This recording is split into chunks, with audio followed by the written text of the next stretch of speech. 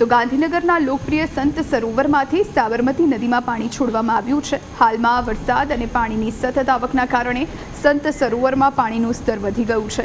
પાણીની આ વધતી આવકને ધ્યાનમાં રાખીને તંત્રએ પહેલું પગલું ભર્યું છે અને જળસ્તર નિયંત્રિત રાખવા માટે સરોવરના 4 દરવાજા ખોલવામાં આવ્યા છે, જેના પરિણામે સાબરમતી નદીમાં 10,400 ક્યુસેક પાણી છોડાયું છે। હાલ સરોવરમાં અંદાજે 3,840 ક્યુસેક પાણીની સતત આવક થઈ રહી છે। આવક કરતાં વધુ પ્રમાણમાં પાણી નદીમાં છોડવામાં આવતું હોવાથી નદી કાંઠે રહેતા લોકોને સલામતી અંગે સૂચના આપવામાં આવી। ઉપરવાસમાં થયેલા ભારેથી અતિ ભારે વરસાદના કારણે સાબરમતી નદીમાં નવા નીર આવ્યા છે।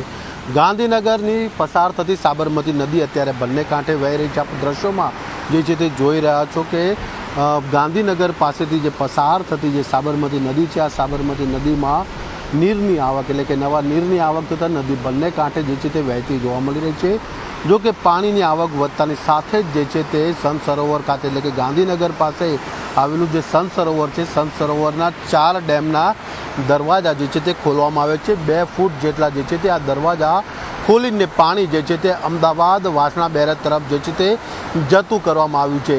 નવા નીરની આવક થઈ રહી છે અને તો બીજી બાજુ પણ વહીવટી તંત્ર દ્વારા એટલે કે ગાંધીનગર મેજિસ્ટ્રેટ કલેક્ટર દ્વારા જે છે તે નદીમાં કોઈ પણ લોકોએ જે છે તે ન જવું તે પ્રકારની સૂચના આપી છે। તેમ છતાં પણ કેટલાક સ્થાનિક માછીમારો જે છે તે અહીંયા આગળ વરસાદી પાણીમાં જે નવી માછલીઓની આવક થઈ હોય, જે આ ડેમના માધ્યમથી જે બહાર નીકળીને આગળ નદી તરફ જતી હોય તે માછલીઓ પકડવા માટે પણ કેટલાક સ્થાનિક લોકો જે છે તે અહીંયા આગળ આવ્યા છે। આપ દ્રશ્યોમાં અત્યારે જોઈ રહ્યા છો કે કલેક્ટરની સૂચના છે કે કોઈપણ પ્રકારના વ્યક્તિએ જે છે તે નદીમાં કે સંત સરોવર બંધ પાસે ન જવું।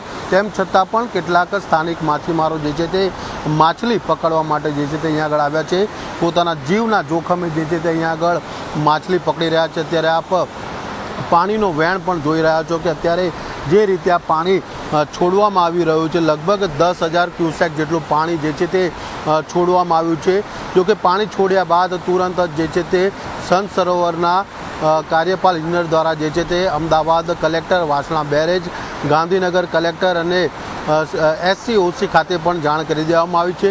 આ ઉપરાંત ગાંધીનગરથી અમદાવાદ સાબરમતી નદીની પટમાં રહેલા જે ગામડાઓ છે, કોબા, ભાટ, ઇન્દિરા બ્રિજ, જે શાહપુર, આ તમામ ગામોને પણ જે છે તે ક્યાંક ને ક્યાંક એલર્ટ મોડ ઉપર મૂકી દેવામાં આવે છે। કારણ કે ઉપરવાસમાં જે રીતે ભારે વરસાદ થયો છે અને સાબરમતી નદીમાં નવા નીરની આવક થઈ છે અને સંત સરોવર ખાતે જે પાણી રોકવામાં આવ્યું હતું, હવે તે પાણી છોડવામાં આવ્યું છે। એટલે કે 4 દરવાજા જે છે તે અહીંયા આગળ સંત સરોવરના ખોલવામાં આવે છે।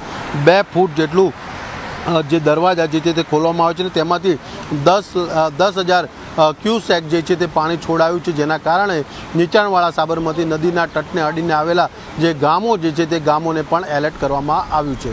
કેમેરામેન લાલા ભરવાડ સાથે મલ્હાર વોરા, ન્યૂઝ કેપિટલ, ગાંધીનગર।